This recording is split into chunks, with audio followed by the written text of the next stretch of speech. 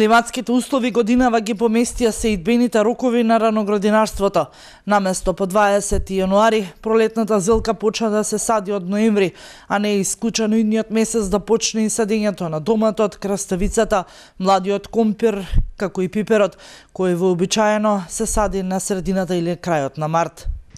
Мислам дека климатските промени барем сега за сега влијаат позитивно во сферата на аграрот, бидејќи теренот вели да доста голем дел од првата култура која што се застапува во нашиот регион, а тоа е пролетната зелка, е застапена на тие површини и нема да биде никакво изненадување ако и понатаму продолжат вакви добри климатски услови да во текот на март месец веќе стигне и првата понуда на тој производ.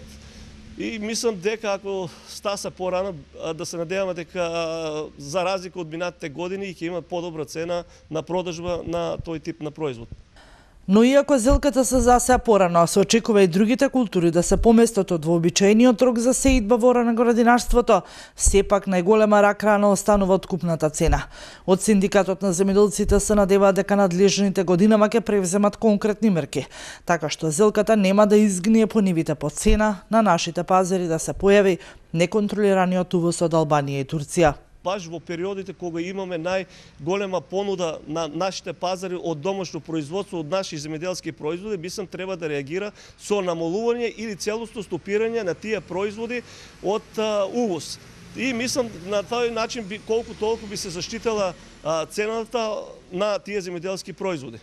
Годинава според првичните и неофицијални проценки на Сојузот се надеваат дека просекот на откупната цена на зелката ќе биде 20 денари, а се очекува да бидат набрани над 50.000 тони пролетна зелка само од микрорегионот.